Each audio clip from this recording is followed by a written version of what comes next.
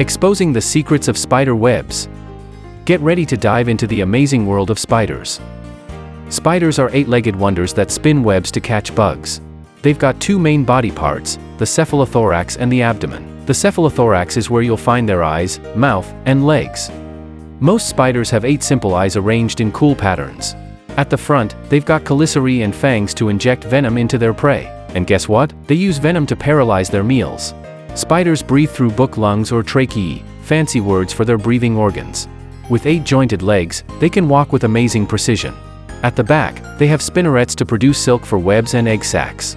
And don't forget their exoskeleton, their tough outer shell. Spiders come in all sorts of colors and patterns, perfect for blending in or scaring off predators. Isn't that fascinating?